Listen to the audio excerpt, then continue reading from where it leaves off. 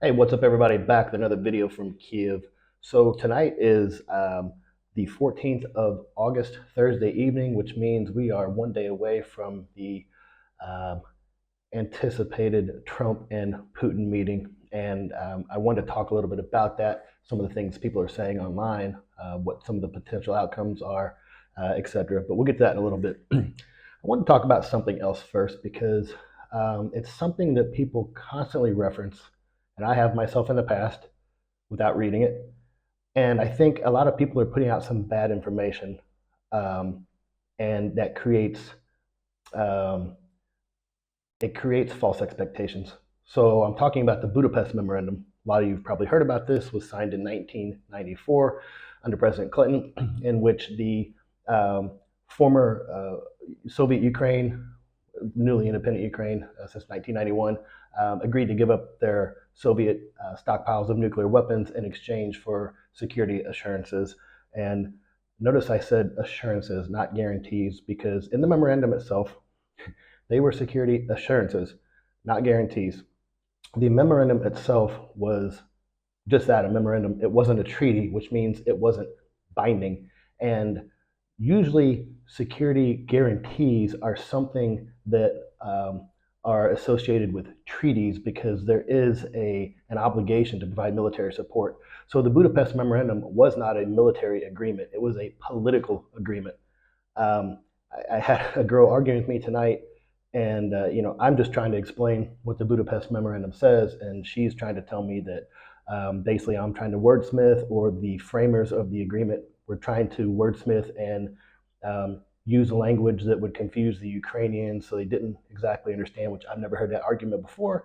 And I will show you something as we get into this that I think probably disproves that. So I'm sure you've heard of the Budapest Memorandum. How many of you have actually read it? It's not that lengthy of a document. It was written extremely vaguely, intentionally, by the people who wrote it and the signatories who agreed upon. And but have you ever actually looked at it? So let's go ahead and take a look at it. So let me switch over here. Hopefully you can still see me because I need to switch over to this. Are you able to still see me? Sorry, I have to use my camera. Okay, so here's the Budapest Memorandum, and it contains 6 different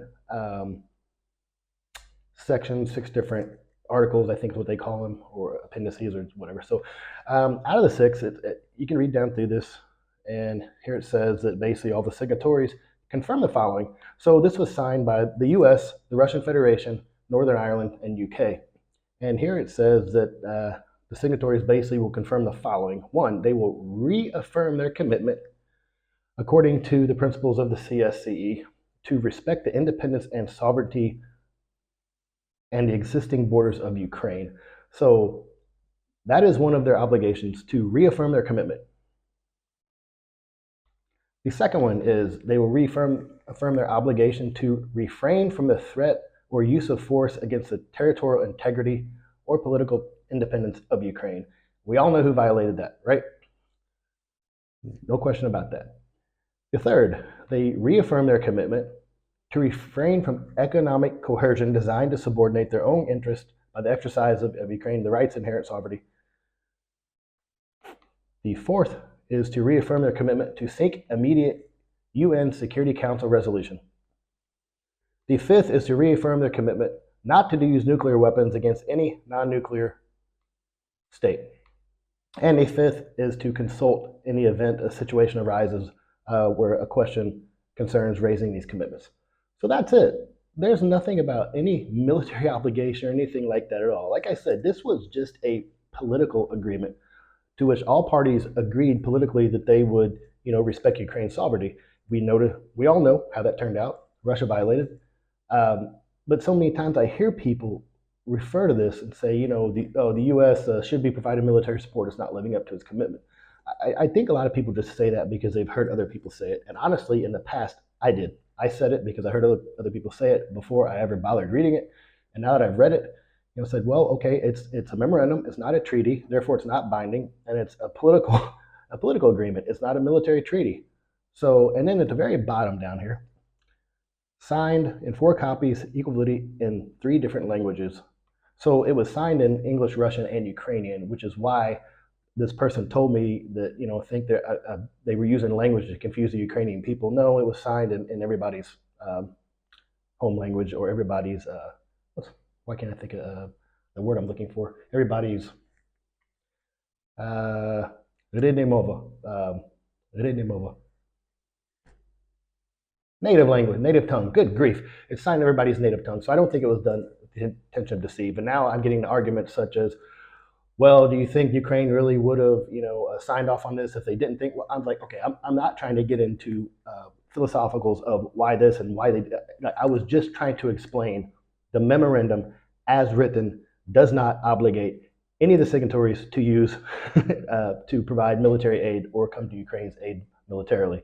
So that's it. I just wanted to get that out of the way in case you've heard people say this. Most of the time when people reference this, and I ask them, what clause, which one of the 6 clauses do you think obligates the U.S. or anybody to aid Ukraine militarily? I usually get attacked and called a Russian troll or something, and that usually just tells me that they haven't bothered actually reading the memorandum itself. So got that. That's out of the way. Done with the Budapest Memorandum. As always, I am not trying to tell you what it says. I am showing you what it says. I will tell you my opinion, and then you can decide for yourself. You can read it and decide for yourself. I got accused of earlier spreading Russian propaganda, which if you follow me on this channel, you'll know, you'll probably laugh. I have to laugh at all the time. That's kind of become the knee-jerk reaction on Ukrainian social media pages. If you say anything that doesn't follow the mainstream, or if you even in my case, I try to explain processes all the time. I get constantly called a Russian troll, Putin's puppet. I'll say something. Somebody will say something derogatory towards Trump that's just not true. And if I put out as like, hey, this isn't true, why are you putting this out? I get called MAG or something. For me, those kind of things are akin to somebody screaming and calling somebody else a racist during an argument because they're just trying to shut the conversation down. So, okay, don't want to beat a dead horse there. I want to go over and talk about the meeting that's coming up tomorrow, or the summit as they're calling it. I see a lot of people on social media pages and these professionals going on doing news hits on different media shows, telling everybody what's going to happen tomorrow. So the people I see on social media, it's so strange for me. Trump's going to give away this land and he's going to do this to Putin. It's like, why are you creating these false scenarios? Like nobody can see the future. So why are you on a Ukrainian page when you supposedly support Ukraine, saying all these derogatory things that you just know for a fact are going to happen? For me, I don't understand why people do that. It doesn't do anything to help Ukraine. It doesn't do anything to help optimism over here that the war is going to wrap up anytime soon. For the people who are on the professionals who are on the news shows that they always invite in some expert, by the way, those people get paid for that, because I know several people who have talked on those shows and they actually get paid for those hits. They're trying to create narratives. And usually it's whatever narrative that goes along with whatever news channel. And by that, I mean,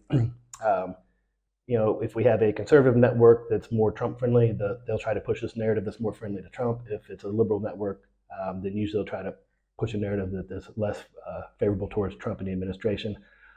So take it with a grain of salt. When experts come on to tell me what's going to happen, they have no idea. Nobody knows what's going to happen, because nobody's been privy to the back channel conversations I've talked about before in international negotiations. So one of the arguments I keep hearing is Trump is going to go in and he's going to give all this land away, and and he's going to negotiate on behalf of Ukraine. And let me change my. Nope. I have to go in and. There we go. Okay. So here, one, Trump had a phone call with the leaders of Europe yesterday, and Zelensky yesterday and today, and he has reiterated that he will not negotiate any territory with Putin. He will not. 2 days ago on UATV English posted an article where Trump specifically said that I couldn't find this again. I've got a screenshot of it, so I'll just read you what it says. He says in the article, Trump stressed he will not sign any agreement with Russia on Ukraine. It's not my business. The Russian Federation and Ukraine should conclude an agreement. So Trump is not going to sign anything on Ukraine's behalf. In addition, I want to introduce you something to a lot of you might not know about. This is an excerpt from Public Law 115-44. If you see section 257, by the way. So you see section 257 is Ukrainian energy security, and the third bullet states that to support the government of Ukraine in restoring its sovereign and territorial integrity, to never recognize the illegal annexation of Crimea by the government of the Russian Federation or separation of any portion of Ukrainian territory through the use of military force. This law prohibits the U.S. from formally recognizing any Ukrainian sovereign territory that was taken by force by Russia. Ironically, this law was signed into law on August 2nd, 2017 by President Trump during his first term. So he would be in violation of U.S. law if he were to do that. And I don't see him doing that. Now, one caveat. This is specifically talking about, in international relations terms, recognition de jure, which means it is a formal recognition that,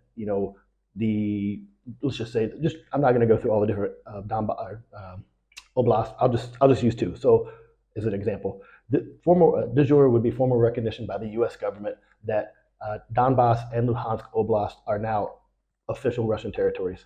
That would be in violation of this law and pretty much actually in violation of international law. However, there is a historical precedence to recognize those territories as occupied by Russian Federation de facto, which means I understand they are under occupation right now, but we still see them as sovereign Ukrainian territory.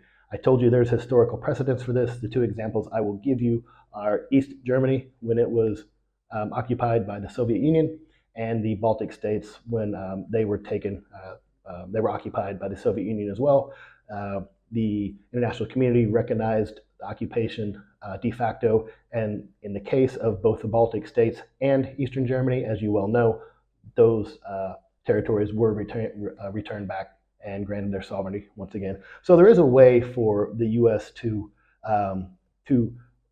temporarily recognize Russian occupation of these lands in order to maybe get a ceasefire deal till negotiations start. That does not mean they formally recognize these as Russian territory, but it's a way to kind of draw a ceasefire line on the battlefield where the lines currently are in order to start negotiation of peace settlement. Almost, it would be like an armistice agreement, sort of like we have between North and South Korea at this point. So that's one of the other possibilities of the outcome of this meeting. I'm actually cautiously optimistic about this meeting tomorrow.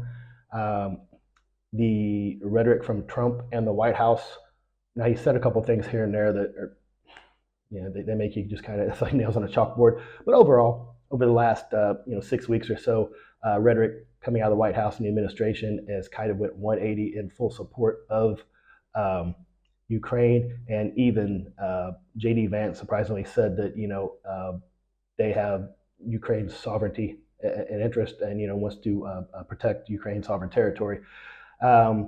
There is quite an effort in the U.S. government right now to do things to support Ukraine, and I'm not talking about anything Trump or anybody said. I tend not to react to sound bites and media headlines, because those are there just to drive narratives to any given audience. It's what I read about. It's my contacts still in the U.S. government.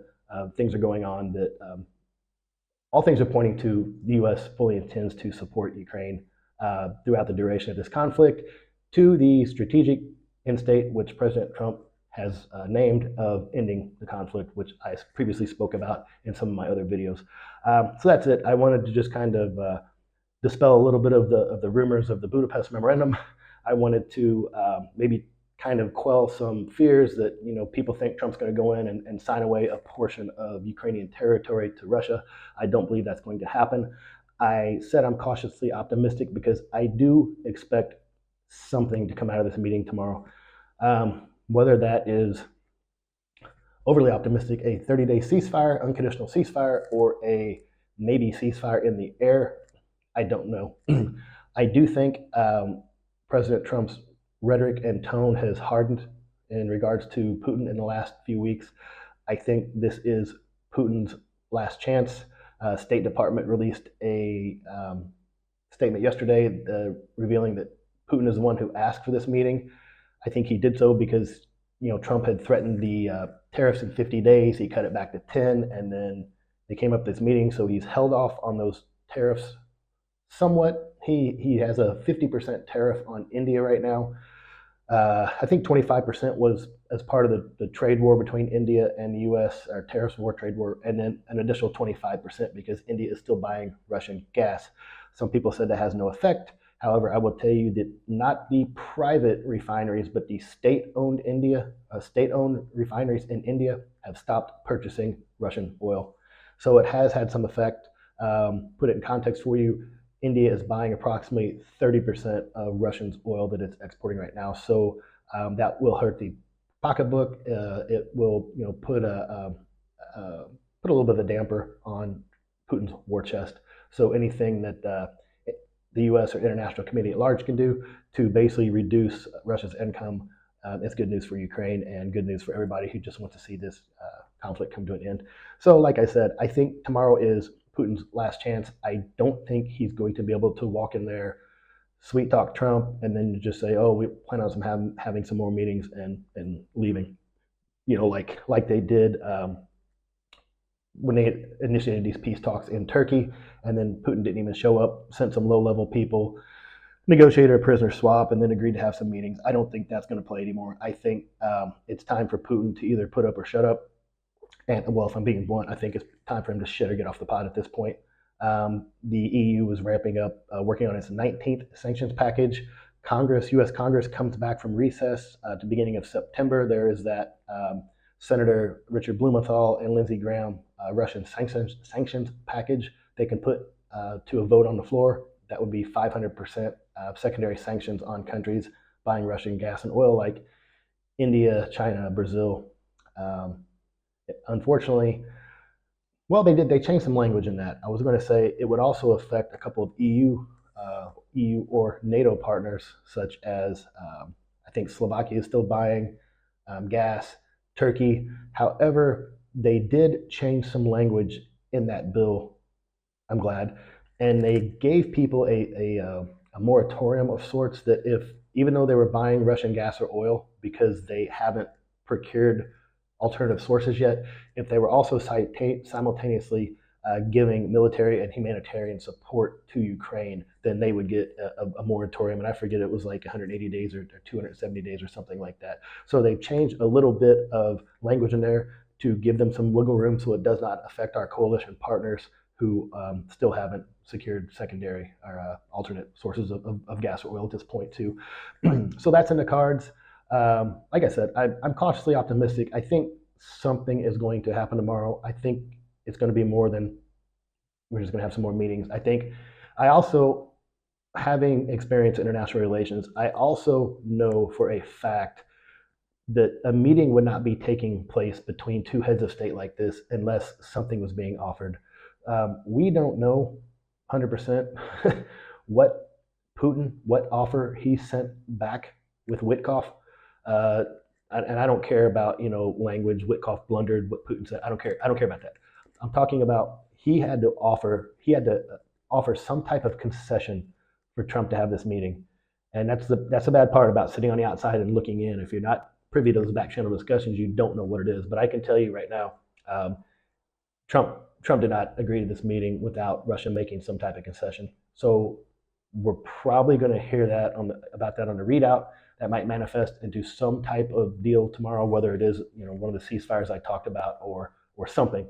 So something's going to happen tomorrow. One of two things are going to happen. They're going to have a meeting and they're going to agree on some small concession, ceasefire, something to begin the process. And then, as President Trump had stated, that will end up being a follow-on meeting with President Trump, Putin, and President Zelensky as well.